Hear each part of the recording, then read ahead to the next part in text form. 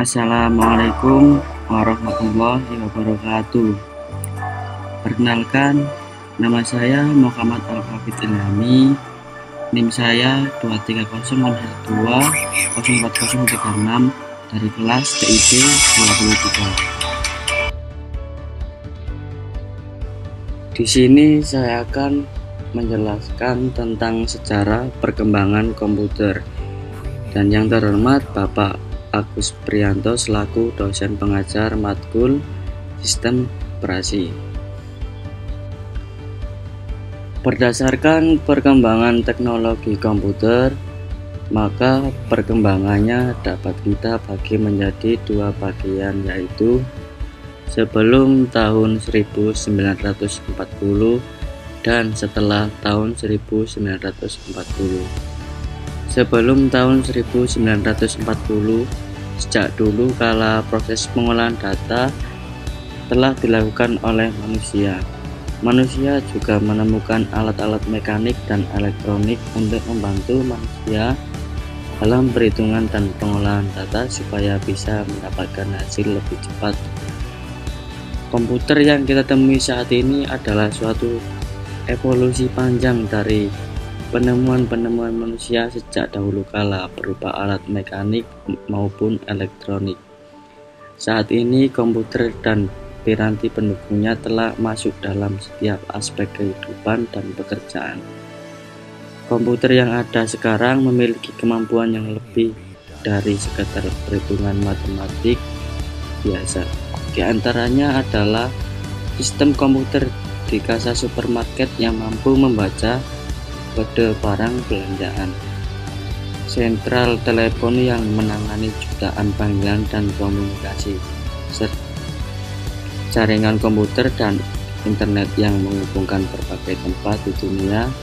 Bagaimanapun juga alat pengolah data dari zaman purba sampai saat ini bisa kita golongkan ke dalam 4 golongan besar. 4 golongan besar yaitu: 1. Peralatan manual, yaitu peralatan pengolahan data yang sangat sederhana dan faktor terpenting dalam pemakaian alat adalah menggunakan tenaga tangan manusia. 2. Peralatan mekanik, yaitu peralatan yang sudah berbentuk mekanik yang digerakkan dengan tangan secara manual. 3. Peralatan mekanik elektronik, peralatan mekanik yang digerakkan secara otomatis oleh motor elektronik. 4. Peralatan elektronik yang bekerjanya secara elektronik penuh. Beberapa peralatan yang telah digunakan sebagai alat hitung sebelum ditemukannya komputer. Berikut diantaranya: 1. Abacus muncul sekitar 5.000 tahun yang lalu di Asia Kecil dan masih digunakan di beberapa tempat hingga saat ini. Dapat dianggap sebagai awal mula mesin komputasi, alat ini memungkinkan penggunaannya untuk melakukan perhitungan menggunakan biji-bijian geser yang diatur pada sebuah rel. 2. Kalkulator roda numerik. Kotak persegi kuningan ini yang dinamakan Pascalen menggunakan 8 roda putar bergerigi untuk menjumlahkan bilangan hingga 8 digit. Alat ini merupakan alat perhitung bilangan berbasis 10. Kelemahan alat ini adalah hanya terbatas untuk melakukan penjumlahan. 3. Kalkulator roda numerik 2. Tahun 1694, seorang matematikawan dan filsuf Jerman, Gottfried Wilhelm von Leibniz, memperbaiki Pascalen dengan membuat mesin yang dapat mengalihkan. Sama seperti pendahulunya, alat mekanik ini bekerja dengan menggunakan roda gerigi. 4. Kalkulator mekanik. Charles Xavier Thomas de Colmar menemukan mesin yang dapat melakukan 4 fungsi aritmatik dasar. Kalkulator mekanik Colmar arithmeter mempresentasikan pendekatan yang lebih praktis dan kalkulasi karena alat tersebut dapat melakukan penjumlahan, pengurangan, perkalian, dan pembagian. Dengan kemampuannya, arithmeter banyak dipergunakan hingga masa Perang Dunia. Setelah tahun 1940, perkembangan komputer dibagi menjadi 5 generasi. 1. Komputer generasi pertama pada tahun 1940 sampai 1959. Komputer generasi pertama ini menggunakan tabung vakum untuk memproses dan menyimpan data. Ia menjadi cepat panas dan mudah terbakar. Oleh karena itu, beribu-ribu tabung vakum diperlukan banyak tenaga elektrik yang di sekitarnya. Komputer generasi pertama ini 100% elektronik dan membantu para ahli dalam menyelesaikan masalah perhitungan dengan cepat dan tepat. Beberapa komputer generasi pertama yaitu 1. ENIAC Electronic Numerical Integrator and Calculator. 2. EDVAC Computer Electronic Discrete Variable Automatic Computer. 3. EDSAC Computer Electronic Delay Storage Automatic Calculator. 4. UNIVAC 1 Komputer. Selanjutnya, komputer generasi kedua pada tahun 1959 sampai 1964. Pada tahun 1948, penemuan transistor sangat mempengaruhi perkembangan komputer. Transistor menggantikan tabung vakum di televisi, radio, dan komputer. Akibatnya, ukuran mesin-mesin elektrik berkurang drastis. Transistor mulai digunakan di dalam komputer mulai pada tahun 1956. Penemuan lain yang berupa pengembangan memori inti magnetik membantu pengembangan komputer generasi kedua yang lebih kecil, lebih cepat, lebih dapat diandalkan, dan lebih hemat energi dibanding para pendahulunya. Mesin pertama yang memanfaatkan teknologi baru ini adalah superkomputer. IBM membuat superkomputer bernama Stretch dan Sprayren membuat komputer bernama Large. Komputer-komputer ini yang dikembangkan untuk laboratorium energi atom dapat menangani data dalam jumlah yang besar. Mesin tersebut sangat mahal dan cenderung terlalu kompleks untuk kebutuhan komputasi bisnis, sehingga membatasi kepopulerannya. Hanya ada 2 Large yang pernah dipasang dan digunakan, satu di Lawrence Radiation Labs di Livermore, California, dan yang lainnya di US Navy Research and Development Center di Washington. Komputer generasi kedua menggantikan bahasa mesin dengan bahasa assembly. Bahasa assembly adalah bahasa yang menggunakan singkatan-singkatan untuk menggantikan kode binar pada awal 1960-an. Mulai bermunculan komputer generasi kedua yang sukses di bidang bisnis, di universitas, dan di pemerintahan. Komputer-komputer generasi kedua ini merupakan komputer yang sepenuhnya digunakan transistor. Mereka juga memiliki komponen-komponen yang dapat diasosiasikan dengan komputer pada saat ini: printer, penyimpanan dalam disket, memori, sistem operasi, dan program. 3. Komputer generasi ketiga pada tahun 1964 sampai awal 80-an. Walaupun transistor dalam banyak hal mengungguli tub vakum, namun transistor menghasilkan panas yang cukup besar yang dapat berpotensi merusak bagian-bagian internal komputer.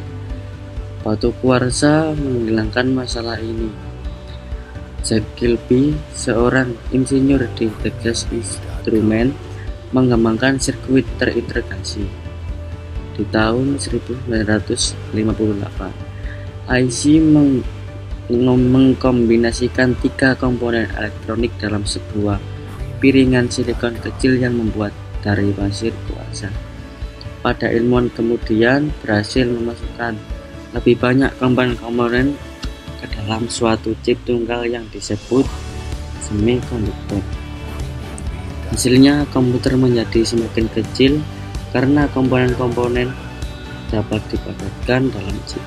Kemajuan komputer generasi ketiga lainnya adalah penggunaan sistem operasi yang memungkinkan mesin untuk menjalankan berbagai program yang berbeda secara serentak dengan sebuah program utama yang memonitor dan mengkoordinasi memori komputer. Komputer generasi keempat pada tahun awal 80-an. Setelah IC, tujuan pengembangan menjadi lebih jelas, mengecilkan ukuran sirkuit dan komponen-komponen elektrik. Large Scale Integration atau LSI dapat memuat ratusan komponen dalam sebuah chip. Pada tahun 1980-an, Very Large Scale Integration atau VLSI memuat ribuan komponen dalam sebuah chip tunggal.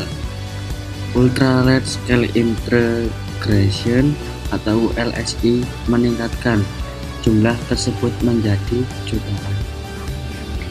Kemampuan untuk memasang sedemikian banyak komponen dalam suatu keping yang berukuran setengah keping uang logam mendorong turunnya harga dan ukuran komputer. Hal tersebut juga meningkatkan daya kerja, efisiensi, dan keterandalan komputer. Chip Intel 4004 yang dibuat pada tahun 1971 membawa kemajuan pada IC dengan meletakkan seluruh komponen dari sebuah komputer, contohnya Central Processing Unit atau CPU, memori, dan kendali input atau output dalam sebuah chip yang sangat kecil. Sebelumnya, IC dibuat untuk mengerjakan suatu tugas tertentu yang spesifik. Sekarang, sebuah mikroprosesor dapat produksi dan kemudian diprogram untuk memenuhi kebutuhan yang diinginkan. Tidak lama kemudian, setiap perangkat rumah tangga seperti microwave oven, televisi, dan mobil dengan elektronik full injection dilengkapi dengan mikroprosesor. Perkembangan yang demikian memungkinkan orang-orang biasa untuk menggunakan komputer. Komputer tidak lagi menjadi dominasi perusahaan-perusahaan besar atau lembaga pemerintah. Pada pertengahan tahun 1970-an, perakit komputer menawarkan produk komputer mereka ke masyarakat umum. Dan yang terakhir, komputer pada generasi kelima atau masa depan. Banyak kemajuan di bidang desain komputer dan teknologi semakin memungkinkan pembuatan komputer generasi kelima. Dua kemajuan rekayasa yang terutama adalah kemampuan pemrosesan paralel yang akan menggantikan model non-Neumann. Model non-Neumann akan digantikan dengan sistem yang mampu mengkoordinasikan banyak CPU untuk bekerja secara serempak. Kemajuan lain adalah teknologi superkonduktor yang memungkinkan aliran elektrik tanpa ada hambatan apapun, yang nantinya dapat mempercepat kecepatan informasi. Jepang adalah negara yang terkenal dalam sosialisasi jargon dan proyek komputer generasi kelima. Lembaga ICOT (Institute for New Computer Technology) juga dibentuk untuk merealisasikannya. Banyak kabar yang menyatakan bahwa proyek ini telah gagal. Namun beberapa informasi lain bahwa keberhasilan proyek komputer generasi kelima ini akan membawa perubahan baru paradigma komputerisasi di dunia. Kita tunggu informasi mana yang lebih valid dan membuahkan hasil. Demikian isi presentasi saya kali ini. Semoga apa yang saya sampaikan dapat bermanfaat bagi kita semua. Jika ada kekurangan, mohon dimaafkan, karena kesempurnaan sungguh hanyalah milik Allah Subhanahu wa Ta'ala saja. Sekian dan terima kasih. Assalamualaikum warahmatullahi wabarakatuh.